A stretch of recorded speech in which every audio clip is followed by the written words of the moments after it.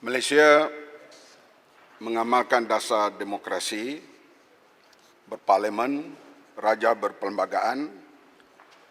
Ianya berjalan sejak daripada merdeka sampailah sekarang. Dalam perjalanan itu kadangkala ada cacat celanya, tetapi secara keseluruhan ianya berjalan dengan baik. Sistem pilihan raya berjalan setiap 5 tahun atau kurang 5 tahun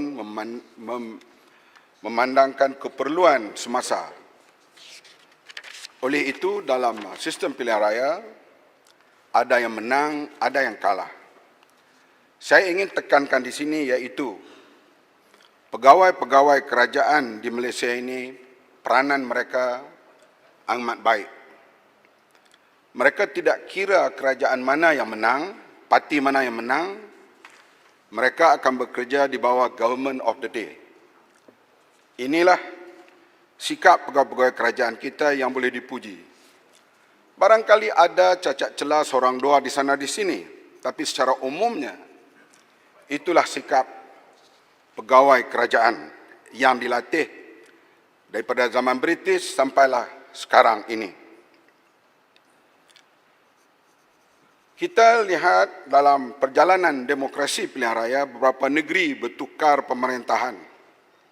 Misalnya Kelantan, daripada Perikatan kepada PAS, kepada Barisan Nasional, dan balik kepada PAS bersama dengan Pakatan Rakyat, dan begitulah juga Pulau Pinang. Pemerintahannya daripada Parti Perikatan kepada Gerakan, kemudian kepada Barisan Nasional,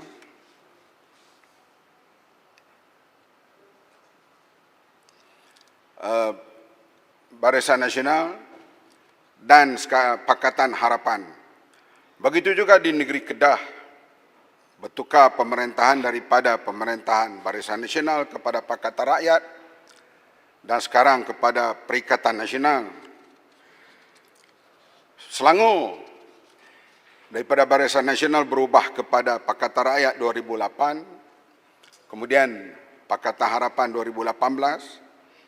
Sabah sering bertukar pemerintah, tetapi sikap pegawai kerajaan begitu baik sekali. Mereka bekerja di bawah government of the day. Ini kita boleh beri pujian kepada pegawai-pegawai kerajaan. Saya sendiri bila menjadi Menteri Pertahanan masuk ke pejabat, memang kita menjadi pembangkang begitu lama. Kita bimbang, tak ada kerjasama daripada pegawai kerajaan. Tetapi saya dapati mereka bekerja sama, bahkan berbincang, terbuka.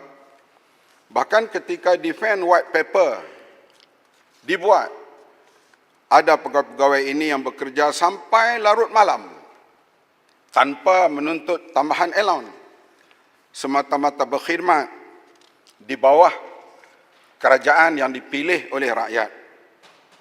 Ini sifat yang ada kepada pegawai-pegawai kerajaan dalam selama ini mereka berkhidmat di bawah government of the day. Tapi kita lihat perubahan yang berlaku mutakhir ini sejak 2018, ia ada sedikit kelainan. Kerajaan yang dimandatkan oleh rakyat akhirnya bertukar di tengah jalan. Dan cara pertukarannya berlaku berbagai-bagai tafsiran. Tetapi kajian perlu dibuat sama ada pegawai kerajaan berkhidmat seperti biasa. Ini penting. Sebab rekod perkhidmatan mereka begitu baik selama ini walaupun berlaku pertukaran kerajaan. Tapi kali ini pertukaran agak pelik. Kita lihat di barisan menteri. Kita tak faham kadang-kala itu. Rakan kita daripada Barisan Nasional dan UMNO yang kuat berlawan dengan kami. Tak apalah, itu politik. Tapi bila bertukar kerajaan, kita lihat mereka berada jauh nun di sana. Yang lawan mereka paling kuatlah jadi Perdana Menteri sekarang.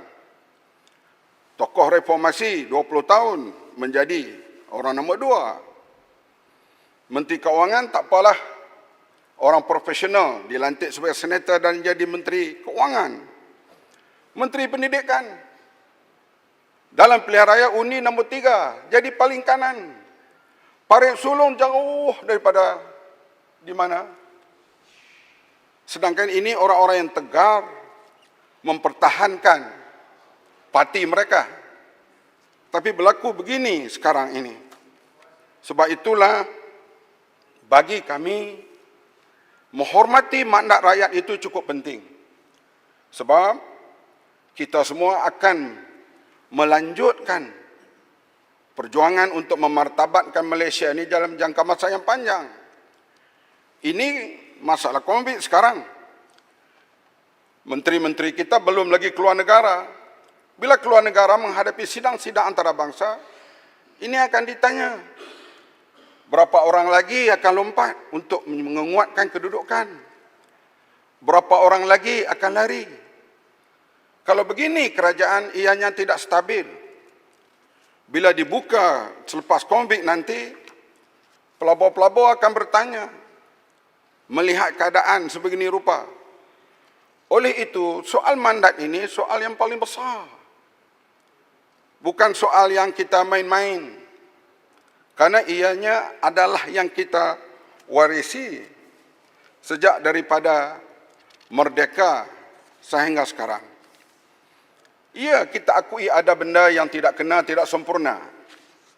Masa kami menguasai Kelantan dahulu, adalah beberapa perkara yang dianggap diskriminasi terhadap Kelantan. Ya, kita berlawan dalam bentuk wakil-wakil kita di Parlimen, daripada menteri besar dan sebagainya.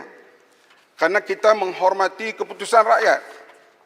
Tapi sekarang, keputusan rakyat kita tidak pedulikan lagi. Yang lebih membimbangkan sekarang ini, kalau wakil rakyat boleh dijual beli, ada seorang bilioner daripada antarabangsa datang boleh menguasai Malaysia. Peruntukan untuk membeli satu orang katalah 3-40 juta, bagi seorang bilioner luar negara itu kecil. Hanya cukup mencari 112 orang dapat kuasai Malaysia. Tak kiralah sama ada belah sana atau belah sini. Ia membuka ruang kepala jual beli. Ini yang membimbangkan kita, yang report polis telah dibuat, terutama di Sabah. Kalau ianya benar, kita meletakkan Malaysia dalam keadaan yang berbahaya pada masa akan datang. Sebab pelobi-pelobi antarabangsa amat gemar untuk menguasai ahli parlimen dan seterusnya menguasai kerajaan. Inilah yang kita bimbang apabila mandat rakyat tidak dihormati. Sebab itu kita harap kami sendiri memang bila berada memerintah hari itu, bila kami melihat di Cameron Highland Pakatan Harapan kalah, di Tanjung Piai Pakatan Harapan kalah, Kimanis Pakatan Harapan kalah, kami menjangkakan pada akan datang kemungkinan Pakatan Harapan kalah. Kerana tren rakyat sudah mula menolak Pakatan Harapan. Kami berbincang dan berusaha bagaimana supaya rakyat terus menyokong kami secara demokrasi. Tetapi bila diambil di tengah jalan sebegini rupa, secara backdoor, secara begini rupa, payah kita nak terima. Sebab kita bukan dikalahkan oleh rakyat. Bagaimana pula penglihatan daripada pelabur-pelabur asing? Mereka akan lihat ini semua. Artinya kerajaan boleh berubah jikalau beberapa wakil rakyat membuat perubahan. Dan ini yang menyebabkan kita lihat keadaan negara mungkin menyebabkan ianya tidak stabil. Sebab struktur politik kita hilang. Sekarang, Perikatan Nasional Ada parti di kalangan pemerintah tak menerima. Barisan Nasional 2 malam yang lepas tidak menerima Perikatan Nasional. Perikatan Nasional sekarang didaftarkan hanya 3 buah parti. Artinya yang memerintah itu sendiri tidak stabil. Menyebabkan dia menjadi pemerhatian rakyat di seluruh dunia. Ini tambahan pula kita berada dalam negara Commonwealth. Negara Commonwealth sistemnya lebih kurang semuanya hampir sama dengan sistem British. Ini Muhammad Ketua Raja. Belakang. Ini Muhammad, saya ingin bertanya, yang Muhammad menyebut bahawa mandat rakyat itu keutamaan untuk kita membentuk demokrasi. Kami di pihak Perikatan Nasional menyatakan memang benar kami mendapat majoriti atas mandat rakyat yang telah memilih kami sebagai wakil rakyat. 113 orang yang menyokong Perikatan Nasional ketika undi memilih speaker itu mendapat mandat rakyat yang sepenuhnya. Dan kami memperolehi yang kekuatan apabila ada kesatuan di kalangan ahli-ahli yang menyokong kami ini. Dan pihak PH telah gagal apabila sendiri berpecah dan menyebabkan rakyat hilang keyakinan kepada Pakatan Harapan. Itu sebenarnya yang telah dilihat oleh rakyat. Muafakat lawan perpecahan dan muafakat telah menang untuk pembentukan kerajaan baru ini. Itu bukan rakyat, itu wakil rakyat. Saya sebut tadi, rakyat telah memilih kami. Yang saya bercakap begitu panjang, rupanya Syekh tak faham. Ketua Raja, Tidak. Ketua Raja minta penjelasan sikit. Apa pandangan Ketua Raja berkait dengan kemenangan bersiri yang diperolehi oleh Perikatan Nasional dalam semua PRK? Adakah ini menunjukkan bahawa rakyat sekarang telah berpindah mandat lebih menyukai PN daripada PH? Mana ada kaitan? Sebab itu kita lihat ucapan daripada beberapa orang wakil rakyat khasnya BN dan UMNO. Saya perhati, mereka pun merasa gusar. Misalnya wakil daripada Padang Rengas, orang lama jadi menteri. Dia kata not by the people this government. Tidak daripada rakyat. Dan beberapa orang wakil yang lain mengatakan kami sebenarnya sedia menunggu sehingga pilihan raya akan datang. Bila di tengah jalan ambil sebegini rupa, dia menyebutkan keadaan negara tidak stabil. Ini saya kata belum lagi kita dapat pergi ke United Nations, ke Geneva, ke London, ke bincang di peringkat ASEAN dan sebagainya. Orang akan bertanya. Kota Raja. Kota Raja Kanga minta. Kanga. Kota Raja. Banyak peminat. Yang mana yang bermakna? Kota Raja, Sepang. Yang mana yang bermakna? Kanga. Terima kasih, Umat. Yang Terima kasih, minat Muhammad. balik. Silakan balik. Saya mengikuti perbahasan yang berhormat. Saya tengok begitu berilmiah. Terima kasih, Yang Berhormat. Cuma saya nak tanya Yang Berhormat, adakah Yang Berhormat bersetuju dengan Baling, waktu ketika Pakatan Harapan memerintah, bukankah bermulanya, minta maaf ya, isu loncat-loncat zaman Pakatan Harapan. Selepas tu, keduanya, bukankah ini semua berlaku kerana dengan tiba-tiba peletakannya jawatan Yang Berhormat Langkawi. Ini puncanya. Jadi bila Yang Berhormat sebut, apa Yang Berhormat sebut tadi betul, pergi luar negara, dia akan tanya kenapa, siapa lagi nak loncat dan sebagainya.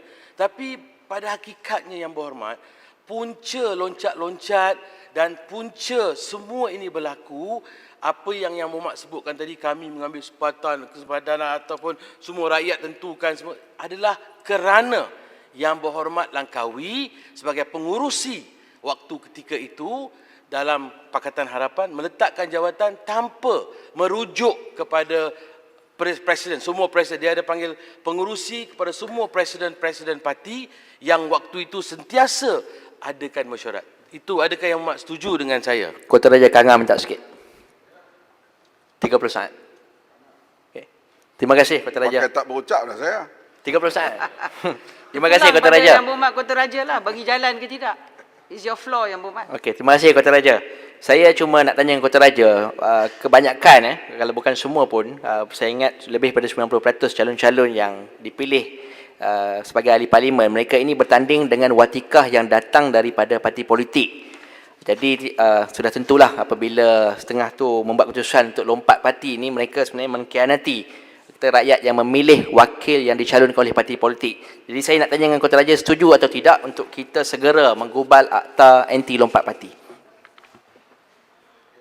Kita bersetuju, di antaranya cadangan daripada Padang Rengas itu perlu dibincang. Pihak jawatankuasa yang lebih tinggi boleh berbincang soal lompat parti ini, kerana kita tidak mahu menjadi trend pada masa yang akan datang. Kita lihat dalam kami dulu, dan termasuk daripada pihak lawan, sayangkan Langkawi. Ada nak buat usul supaya Langkawi kekal 5 tahun daripada pihak pembangkang, terutama daripada Kota Baru. Usul Perdana Menteri Langkawi sampai 5 tahun. Dan yang sekarang jadi menteri daripada Gombak dan Pagoh, orang yang sayang kepada Langkawi. Rupanya sayang itu penuh dengan racun. Sayang di bibir mulut, tidak di hati. Mereka lah yang menggulingkan Langkawi. Dan dilantik pula oleh rakan-rakan UMNO dan BN sebagai Perdana Menteri. Orang yang macam ini. Itu yang saya rasa pelik. Sekurang-kurang bila jadi begitu, UMNO lah mengambil peluang meletakkan orang mereka. Sekarang kita lihat Bagan Datuk entah di mana. Yang apa itu, Pekan entah di mana. Yang saya Kina Batangan. Saya dalam parlimen dulu tahun 99 hingga 2004, dia bising setiap kali bercakap. Sekarang tempat yang sama dia duduk, sedangkan dia orang yang setia dengan perjuangan. Kalau begitu kita nak naik jadi pemimpin akan datang, kita kena khianati parti kita, baru kita boleh naik. Ini tren yang tidak baik. Bila orang yang mengkhianati bosnya sendiri dilantik Perdana Menteri, dia sanggup mengkhianati yang lain. Jangan kita seronok sekarang. Sebab dia khianat sekali kepada bos, dia boleh khianat pada orang lain. Janganlah berlindung di balik doa yang dipancarkan setiap hari diulang. Sebab kami dulu bermusuh dengan Langkawi. Yang berhormat Kota Raja, Tuan Speaker, boleh tak saya mohon pencerahan sebagai ahli Parlimen Pucak Borneo Pucak Borneo tak atas boleh. kapasiti sebagai Parlimen Pucak Kepala Borneo. Menteri duduk. Pencerahan sikit. Pucak Borneo tak boleh. Tak payah Tak boleh, Menteri. Kapasiti sebagai Tak ahli payah Timbalan Parlimen Menteri Pucak duduk. Borneo. Timbalan Menteri Saya duduk. simpati. Duduk. Tak payah Tak boleh cakap. Pucak Borneo. Tak payah cakap. Duduk. Saya simpati yang setia dengan perjuangan UMNO dengan BN. Sekarang lepas ke hujung, yang mengkhianati berada di Berhormat Kota hadapan. Raja, Sik nak bawa Termasuk menipu bos mereka Berhormat Kota daripada Raja. parti bersatu. Sehingga Sikit, Langkawi terpaksa buat parti lain. Kalau begini cara kita berpolitik, iaitu yang nak guna lain dia khianat, bahasa apa ya? Yang mengkhianati bos sendiri itu diangkat menjadi nombor 1. Saya pun bercadang nak khianat parti saya Yang pada Berhormat. masa akan datang. Yang Muhammad, ini yang setia yang Sebab Muhammad. mungkin Yang saya setia akan ni. jadi nombor 1 pula. Yang setia nak cakap Kota sikit Raja. Muhammad. Ni yang setia. Saya yang setia. Ya. Saya sebab Yang berhormat, Kota saya Raja setia. pilih yang Cuma- mana? Saya pilih balik. Muhammad. Saya Apa? suka dia. Pilih baling lagi? Ya, terima kasih yang Muhammad. Dia nak baling lagi. Mas ni. Saya hormat dengan Yang Berhormat sebagai abang mat saya. Yang Berhormat, begini. Bukankah yang membuka ruang hari itu untuk loncat-loncat ni waktu zaman Pakatan Harapan. Kalaulah waktu itu Bagan, Kota Raja, semua bersetuju tidak beri ruang kepada siapa-siapa meloncat, takkan mungkin perkara ini berlaku sampai ke hari ini dan masih dibincangkan isu loncat-loncat parti ini Yang Berhormat. Okey, setuju. Kalau Baling tak sokong, dia tak dapat jadi Perdana Menteri. Kerana Baling termasuk Padang Rengas waktu itu sokong. Itu berkaitan dengan Pagoh. Ini cerita Langkawi. Pagoh ni Yang Berhormat. Saya sebut Ayat gini, Quran wa ma karu ma wallahi wallahi khairul makin. Allah ini rancangan Allah yang membuat Ya, Pagoh semua jadi rancangan Perdana Allah. Menteri.